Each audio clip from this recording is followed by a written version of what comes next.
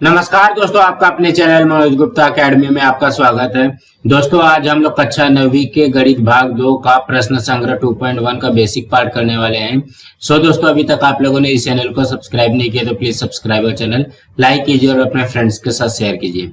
दोस्तों, बाकी विषय के भी प्रश्नोत्तर के वीडियो बना करके अपलोड किया गया है, उसका लिंक आपको डिस्क्रिप्शन बॉक्स में दिया गया है, आप लोग वहां पर जाकर के देख सकते हैं। तो आइए अब हम लोग चालू करते हैं प्रश्न संग्रह 2.1 का बेसिक पार्ट। ये है पार्ट 2, समांतर रेखाएं।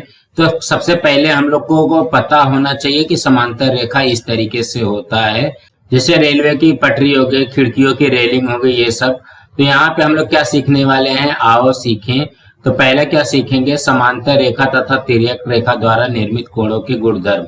हम लोगों ने समांतर रेखा और तिर्यक रेखा जो है वो 8वीं में भी किया है। उसमें कौन कौन से कोण निकलते हैं, उसका क्या गुणधर्म होता है, वो हम लोग यहाँ पे सीखने वाले हैं।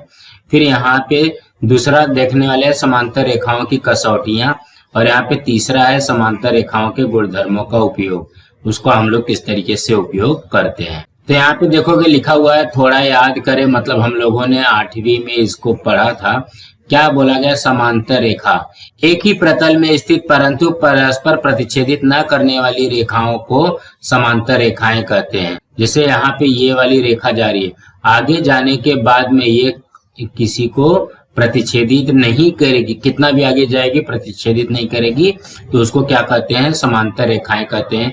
जैसे यहाँ पे देखोगे ये खिड़की जो है, ये खिड़की का ये वाली जो लाइन गई है, ये भी जो रहेगा ये समांतर रेखा आ जाएगी। साथ में दी गई आकृति के अनुसार खिड़की के क्षैतिज समांतर डंडों पर एक लकड़ी तिरछी पकड़कर देखिए कितने कोण बनते हैं। अब यहाँ पे देखोगे ये खिड़की का डंडा था, उसमें से ये लकड़ी का जो डंडा है, इसको अगर हम लोग इस तरीके से पकड़ते तो कितने कोण बनते हैं। देखोगे एक कोण यहाँ पे बन रहा है, दूसरा यहाँ पे बन रहा है, तीसरा यहाँ पे बन रहा है, चौथा, पांचवा, ये सब जो है ये सब क्या बन रहा है, ये सब कोण बन रहे हैं। ठीक है, ये सब क्या बन रहा है, ये सब के सब कोण बन रहे हैं। मतलब यहाँ पे 4 कोण बना है, यहाँ पे 4 कोण बना है, और यहाँ पे 4 कोण बना है। क्या बोला गया है, दो रेखा तथा उनकी तिर्यक रेखा द्वारा निर्मित कोणों की जोड़ियां ध्यान में आती है क्या। ये मतलब हम लोगों ने इस तरीके से 8वीं में पढ़ा था। आकृति 2.1 में रेखा यल तथा रेखा यम की रेखा यन तिर्यक रेखा है। मतलब यहाँ पे जो रेखा यल दिया गया रेखा यम है, और ये जो यन है ये क्या है, तिर्यक रेखा है। यहाँ कुल 8 कोण निर्मित होते हैं। यहाँ पे टोटल कितना है, 8 कोण निर्मित हो रहा है। उनकी जोड़ियां निम्नलिखित है। अब यहाँ पे देखोगे संगत कोणों की जोड़ियां, ये हम लोगों ने 8वीं में पढ़ा हुआ है। और एकांतर कोणों की जोड़ियां है, बाह्य एकांतर कोणों की जोड़ियां है, तिर्यक रेखा के एक ही ओर बनने वाली अंतः कोण की जोड़ियां यहाँ पे दिया गया है। यहाँ पे सबसे पहले हम लोग इसको भर लेते हैं, फिल कर लेते हैं। क्या दिया गया, संगत कोण की जोड़ियां। तो संगत कोणों की जोड़ियां हमने कैसे पढ़ा था 8वीं में। देखोगे राइट साइड के ऊपर वाला जो है, राइट साइड के ऊपर वाले के बराबर होता है। इसका मतलब ए जो है ई के बराबर है, ए में यहाँ पे लिख दिया ई। उसके बाद में क्या है, अब यहाँ पे देखोगे जो बी वाला है, मतलब राइट साइड के नीचे वाला राइट साइड के नीचे वाले के बराबर होता है। तो मतलब बी किसके बराबर है, एफ के। तो यहाँ पे लिखेंगे कोण एफ। अब क्या बोला गया है, यहाँ पे देखोगे ये जो सी है लेफ्ट साइड के नीचे वाला, लेफ्ट साइड के नीचे वाले के बराबर रहेगा। तो सी किसके बराबर हो जाएगा, सी जी के बराबर हो जाएगा। अब उसके बाद में लेफ्ट साइड के ऊपर वाला जो है, लेफ्ट साइड के ऊपर वाले के बराबर, मतलब डी जो है एच के बराबर होता है। ये हमको यहाँ पे दिया गया है। अब हम लोग यहाँ पे एकांतर कोणों की जोड़ियां यहाँ पे दिया गया है, हम लोग सिर्फ इसको देखते हैं। तो एकांतर कोण क्या होता है, जिसमें जेड बनता है। तो यहाँ पे देखोगे सी जो है ई के इक्वल हो जाएगा, और अगर हम ये इसको उल्टा जेड बनाते हैं तो बी जो है एच के बराबर हो जाएगा। देखो सी ई हो गया और बी एच हो गया। अब उसके बाद में क्या दिया है, बाह्य एकांतर कोणों की जोड़ियां। तो हम लोग जो ये वाला एकांतर कोण बनाए थे, ये वाला जो बनाए थे, इसमें देखोगे ध्यान से, तो इसके बाहर कौन कौन सा कोण है, कोण डी है, और यहाँ पे कोण एफ है। यहाँ पे देखोगे डी एफ लिखा हुआ है। अब हम लोग इसके उल्टा वाला कोण बनाते हैं। देखोगे कौन सा, ये वाला, जहां से ये हमारा पेन जा रहा है। तो इसके बाहर कौन सा कोण है, ए है, और यहाँ पे जी है। यहाँ पे ए और ये जी है। अब यहाँ पे क्या बोला गया, तिर्यक रेखा के एक ही ओर बनने वाली अंतःकोण की जोड़ी। अंतःकोण का मतलब क्या बनना चाहिए, यहाँ पे देखोगे ये सी बनना चाहिए। तो सी में कौन सा कोण आ रहा है, देखोगे ये वाले सी में, उल्टा सी में सी और एच आ रहा है, तो यहाँ पे देखोगे सी एच आ गया। अब यहाँ पे देखोगे ये वाले कोण में, ये वाले सी में जो सीधा सी बनता है, इसमें कौन सा है, बी और ई है, यहाँ पे बी और ई आ गया। इस तरीके से हमको पहचानना रहेगा। एकांतर कोण में जेड बनता है, अंतः कोण में सी बनता है, और जो संगत कोण रहता है वो राइट साइड के ऊपर वाला राइट साइड के ऊपर वाले के साथ में, राइट साइड के नीचे वाला राइट साइड के नीचे वाले के साथ में, उसके बाद में लेफ्ट साइड के ऊपर वाला लेफ्ट साइड के ऊपर वाले में, और लेफ्ट साइड के नीचे वाला लेफ्ट साइड के नीचे वाले के साथ में जोड़ी बनाता है। अब यहाँ पे क्या बोला गया, कुछ महत्वपूर्ण गुणधर्म। अब इसी को हमको याद रखना है, इसको समझना है। सबसे पहले क्या दिया गया है, परस्पर प्रतिच्छेदित करने वाली दो रेखाओं द्वारा निर्मित शीर्षाभिमुख कोण सर्वांगसम होते हैं। तो यहाँ पे अगर कोई भी इस तरीके का दिया गया है तो ये जो है, जो शीर्षाभिमुख कोण आएगा वो क्या होता है, हरदम सर्वांगसम होगा। मतलब ये वाला इसके सर्वांगसम होगा और ये वाला कोण जो है इसके सर्वांगसम होगा, मतलब बराबर होगा। दूसरा क्या बोला गया, रेखीय युगल कोण परस्पर संपूरक होते हैं। जब भी एक रेखा में जब ये इस तरीके का दो कोण बनता है तो ये दोनों का टोटल कितना होता है, संपूरक बोला गया ना, तो संपूरक कितना होता है, 180 अंश होता है। ये सारी चीजों को आपको याद रखना है। तीसरे में क्या दिया गया, यदि संगत कोणों की एक जोड़ी सर्वांगसम होती है तो संगत कोणों की अन्य जोड़ियां भी सर्वांगसम होती हैं। तो जब हम लोग यहाँ पे संगत कोण की जोड़ी बनाएंगे, जैसे ये वाली जोड़ी जो है इसके बराबर अगर आ गई, तो ये जो तीनों जोड़ी बची है, ये तीनों क्या हो जाएंगे, परस्पर सर्वांगसम होंगे। चौथे में क्या दिया गया है, यदि एकांतर कोणों की एक जोड़ी सर्वांगसम होती है तो एकांतर कोणों की अन्य जोड़ियां भी सर्वांगसम होती हैं। तो यहाँ पे देखोगे जब भी हम लोग एकांतर कोण बनाते हैं तो क्या बनाते हैं, ये जेड बनाते हैं, ठीक है। जब यहाँ पे हम लोग जेड बनाते हैं तो जेड में ये वाली अगर जोड़ी सर्वांगसम आ गई तो जो उल्टा वाला जेड बनेगा उसकी भी जोड़ी सर्वांगसम बनेगी। और पांचवें में क्या बोला गया, यदि तिर्यक रेखा पर एक ही और निर्मित अंतःकोण का योगफल 180 अंश होता है तो अंतःकोण की अन्य जोड़ियों के भी मापों का योगफल 180 अंश होगा। तो इसको भी हम लोग कुछ आकृति से समझते हैं। अंतःकोण कैसे बनता है, ये यहाँ पे सी बनता है, तो सी के जो है ये दोनों जोड़ियों का जो मान अगर 180 अंश आता है तो ये भी कोणों के माप जो है, ये वाले जो अंतःकोण के माप का योगफल भी 180 अंश आएगा। ये चीजों को, 5 चीजों को आप लोग ध्यान में रखोगे तो आप लोगों को 2.1 करने में आसानी होगी। अब यहाँ पे क्या दिया गया है, आओ जाने। सबसे पहले दिया गया समांतर रेखाओं के गुणधर्म। ये देखो कि गुणधर्म में क्या बोला गया, यहाँ पे कृति दिया गया है। क्या बोला गया है, दो समांतर रेखाएं तथा उनकी तिर्यक रेखा द्वारा बनने वाले कोणों के गुणधर्म की जांच हम लोग यहाँ पे करेंगे। मोटे रंगीन कागज का टुकड़ा लीजिए, उस पर दो समांतर रेखाएं तथा उनकी एक तिर्यक रेखा खींचिए। इन तीनों रेखाओं पर सादी लकड़ी के टुकड़े गोंद से चिपकाएं। यहाँ बनने वाले 8 कोणों में से कोण 1 तथा कोण 2 के कोणों के माप के बराबर रंगीन पत्रिका के टुकड़े काटें। साथ की आकृति के दर्शाए अनुसार वे टुकड़े संबंधित संगत कोण, एकांतर कोण और अंतः कोण पर रखकर गुणधर्मों की जांच करें। तो यहाँ पे देखोगे जब हम लोग यहाँ पे संगत कोण बनाएंगे, जैसे ये वाला कोण है, ये वाला कोण है, तो ये वाला जो कोण है, एक कोण ये बना दिया, दूसरा कोण ये बना दिया, ठीक है। तो संगत कोण क्या होता है, संगत कोण कुछ इस तरीके से होता है, लेफ्ट साइड के ऊपर वाला, ये जो है लेफ्ट साइड के ऊपर वाला होता है, इसका मतलब ये दोनों बराबर हो, जितना ये रहेगा वही इतना ये भी रहेगा। अब ये क्या बन रहा है, यहाँ पे देखोगे ये एकांतर कोण बन रहा है, देखोगे ये जेड बन रहा है ना, तो ये क्या बन रहा है, एकांतर कोण बन रहा है। तो ये वाला भाग ये वाले भाग के बराबर होगा। तो कहने का क्या मतलब है, जितना भी हमारा एकांतर कोण होता है और संगत कोण होता है वो बराबर बराबर होती है, उसकी जोड़ियां क्या होती है, बराबर होती है। और जो यहाँ पे अंतः कोण का जो गुणधर्म होता है, अंतः कोण का गुणधर्म क्या होता है, जैसे ऐसा दिया गया ना, तो ये जो अंतः कोण का ये वाला जो गुणधर्म होगा वो क्या हो जाएगा, दोनों का प्लस मिलाकर के 180 डिग्री होता है। यहाँ पे क्या बोला गया, दो समांतर रेखा और उनकी तिर्यक रेखा द्वारा निर्मित कोणों के गुणधर्मों की कृति द्वारा जांच कर कि इन गुणधर्मों को सिद्ध करने के लिए हम यूक्लिड के निम्न अभिगृहित का उपयोग करने वाले हैं। यूक्लिड का अभिगृहित क्या है, दो रेखाएं और उनकी तिर्यक रेखा द्वारा एक ही ओर बनने वाले अंतः कोणों के मापों का योग दो समकोण का मतलब क्या हो गया, 2 गुणे 90 बराबर 180 से कम हो तो उन सरल रेखाओं को उस दिशा में आगे बढ़ाने पर परस्पर प्रतिच्छेदित करती है। तो कहने का क्या मतलब है, जिससे हमारा जो अंतः कोण का टोटल होता है ये होता है 180 अंश का।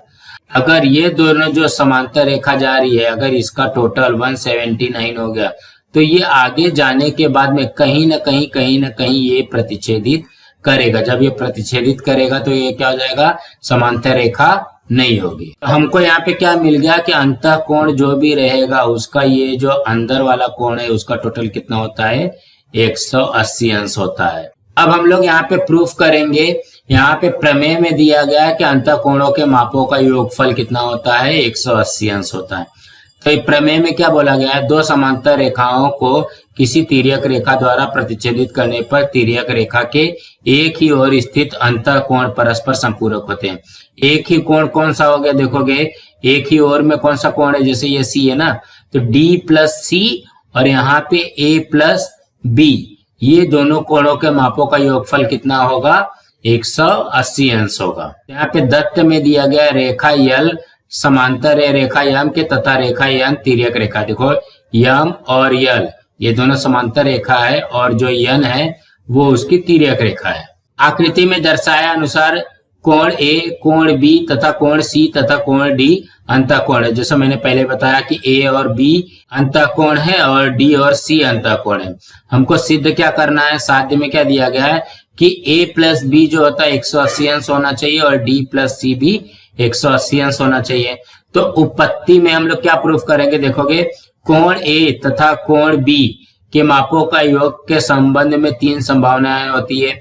या तो ये क्या होगा, ये दोनों का टोटल 180 अंश होगा, या तो ये दोनों का टोटल 180 से ज्यादा होगा, या तो ये दोनों का टोटल 180 से कम होगा। तो ये लिखा है, पहली संभावना क्या है, a प्लस बी जो है 180 से कम है। दूसरी संभावना ये है कि a प्लस बी जो है 180 से ज्यादा है और तीसरी संभावना है a प्लस बी जो है 180 के बराबर है। इसमें से माना जो पहला वाला कंडीशन दिया गया, कोण a प्लस कोण b जो है वो 180 से छोटा है, तो ये सत्य है। अगर हम लोग इसको इस तरीके से मानते हैं तो तिर्यक रेखा यम के जिस ओर कोण a तथा कोण b स्थित है उसी दिशा में आगे बढ़ाने पर यल तथा यम को परस्पर प्रतिच्छेदित करेगी। तो कहने का क्या मतलब है, जैसा हमारा यहाँ पे ये समांतर रेखा है, अगर ये 180 अंश से कम होगा तो ये आगे जाने के बाद में क्या करेगा, ये प्रतिच्छेदित करेगा। जब ये प्रतिच्छेदित करेगा तो ये समांतर रेखा नहीं हो जाएगी। लेकिन हमको क्या दिया गया, रेखा यल तथा रेखा यम परस्पर समांतर रेखा है, तो ये क्या है, ये असत्य है। ये क्या हो जाएगा, ये परस्पर रेखा समांतर है, ऐसा हमको यहाँ पे दिया गया है। तो हम लोग यहाँ पे इसीलिए लिखेंगे कोण ए प्लस कोण बी जो है 180 से कम, यह असंभव है। दूसरा कंडीशन देखते हैं, माना कोण ए तथा कोण बी का जो मान है वो 180 अंश से ज्यादा है। ये अगर हम लोग संभव करते हैं तो यहाँ पे लिखेंगे इसलिए कोण ए प्लस कोण बी जो है 180 अंश से ज्यादा है, परंतु कोण ए प्लस कोण ए डी बराबर 180 अंश होता है। यहाँ पे देखोगे ए और ये डी, ये क्या है, रेखीय युगल कोण है। और यहाँ पे सी और बी ये दोनों कोण जो है 180 अंश का होता है, तो ये क्या हो जाता है, रेखीय युगल कोण हो जाता है। तो यहाँ पे अगर हम लोग दोनों का टोटल करते हैं, ए बी सी डी सबका टोटल करते हैं तो ये कितना होता है, ये 360 होता है। तो हम लोग अभी यहाँ पे क्या करेंगे, सी और डी को एक साथ में ले लिया, सी और डी को यहाँ पे एक साथ में लिया और 180 अंश 360 में से ए और बी को घटा दिया। यहाँ पे देखो घटा दिया है ना, यहाँ पे ना इसी तरीके से आएगा। लेकिन हमको क्या बोला गया है, यदि कोण ए और कोण बी का मान जो है 180 अंश से अगर ज्यादा है, ये पूरा का पूरा एक साथ में पकड़ो। अब क्या करना है, तो 360 में से देखोगे 360 में से इसको अगर हम लोग माइनस करते हैं तो इसके जगह पे मैंने यहाँ पे लिख दिया, देखोगे यही चीज यहाँ पे लिखा हुआ है, अगर ये इससे ज्यादा है तो इससे कम ये हो जाएगा। तो इसलिए सी और डी जो हो जाएगा 180 से कम हो जाएगा। इसलिए ऐसा हो तो कोण सी तथा कोण डी तिर्यक रेखा के जिस ओर हैं उसी दिशा में रेखा यल तथा रेखा यम आगे बढ़ाने पर प्रतिच्छेदित करेंगी। मतलब यहाँ पे यम और यल फिर से प्रतिच्छेदित करेंगे। तो कहने का क्या मतलब है, कोण ए प्लस कोण बी अगर 180 अंश से ज्यादा होता है तो भी, और कोण ए प्लस कोण बी 180 अंश से कम होता है तो भी, आगे जाने के बाद में वो क्या करेगा, प्रतिच्छेदित करता है। जब वो प्रतिच्छेदित करता है तो समांतर रेखा होगी ही नहीं, इसलिए कोण सी तथा कोण डी जो है ये संभव नहीं है। अर्थात कोण ए प्लस कोण बी जो है 180 अंश से बड़ा है, यह भी संभव नहीं है। इसलिए लिख सकते हैं कि कोण ए तथा कोण बी बराबर 180 अंश है, यही एक संभावना शेष रहती है। इसलिए कोण ए और बी का मान जो होता है, दोनों का टोटल 180 अंश होता है। इसी प्रकार सी और डी का मान भी 180 अंश होता है। ध्यान रहे कि इस उपपत्ति में हमने a प्लस बी 180 अंश से बड़ा और a प्लस बी 180 अंश से छोटा, इन दोनों संभावनाओं की विसंगति के कारण अस्वीकार किया है। अर्थात यह एक अप्रत्यक्ष उपपत्ति है। तो कहने का क्या मतलब है, कोण a प्लस कोण बी, मतलब यहाँ पे जो भी ये कोण बनेगा, ये दोनों कोण जो बन रहे, ये दोनों का टोटल कितना हो जाएगा, 180 अंश होगा। अब उसी तरीके से यहाँ पे देखते हैं संगत तथा एकांतर कोणों के गुणधर्म। तो यहाँ पे हम लोगों ने देखा कि संगत कोण में जो रहता है, ये वाला कोण इसके बराबर होता है, और एकांतर कोण में भी अगर हम लोग जेड बना करके देखते हैं तो ये वाला कोण इसके इक्वल होता है। मतलब यहाँ पे बराबर वाला हमको चेक करना है। तो प्रमेय में क्या दिया गया, दो समांतर रेखाओं को किसी तिर्यक रेखा द्वारा प्रतिच्छेदित करने पर निर्मित संगत कोणों के मान समान होते हैं। सबसे पहले ये संगत कोण का देखते हैं, एकांतर कोण का हम बाद में देखेंगे। यहाँ पे दत्त में क्या दिया गया, रेखा यल समांतर है यम के। देखोगे यल जो है यम के समांतर है और यन एक तिर्यक रेखा है। तो हमको क्या सिद्ध करना है, ए बराबर कोण बी हो जाएगा। तो उपपत्ति में देखते हैं, देखोगे कोण ए और सी का मान 180 अंश है। देखोगे ए और सी ये वाला कोण, ये दोनों का टोटल कितना है, 180 अंश है रेखीय युगल कोण के कारण। और बी और सी 180 अंश होता है। बी और सी का मतलब क्या हो गया, अभी हमने चेक किया कि अंतः कोणों का मान जो होता है 180 अंश होता है। मतलब ये भी 180 अंश होता है, ये भी 180 अंश होता है। तो हम लोग इसको ऐसा लिख सकते हैं, ए प्लस सी एक साथ में लिखा और बी प्लस सी एक साथ में लिखा। देखोगे ए प्लस सी बराबर बी प्लस सी हो जाएगा। तो ये जो कोण सी से कोण सी कट जाएगा, तो बचेगा क्या, कोण ए बराबर कोण बी। इस तरीके से आएगा। अब यहाँ पे दूसरे वाले में देखते हैं, तो हमारा एकांतर कोण कुछ इस तरीके से बनता है, जेड बनता है। मतलब हमको यहाँ पे ये प्रूफ करना है कि जो डी है वो बी के बराबर होना चाहिए। तो दो समांतर रेखाओं को किसी तिर्यक रेखा द्वारा प्रतिच्छेदित करने पर निर्मित एकांतर कोणों के माप समान होते। तो यहाँ पे दत्त में क्या दिया गया, रेखा यल समांतर है रेखा यम के और यन तिर्यक रेखा है। वही चीज दिया गया, यल और यम समांतर है और यन जो है वो तिर्यक रेखा है। तो हमको सिद्ध क्या करना है, ये जो डी है वो बी के इक्वल होता है। तो हम लोग यहाँ पे देखते हैं उपपत्ति में कोण डी और सी जो है, ये वाला जो दोनों कोण है, ये कोण का जो दोनों का मान है, सी और डी का मान ये जो होता है 180 अंश होता है। किससे, रेखीय युगल कोण से।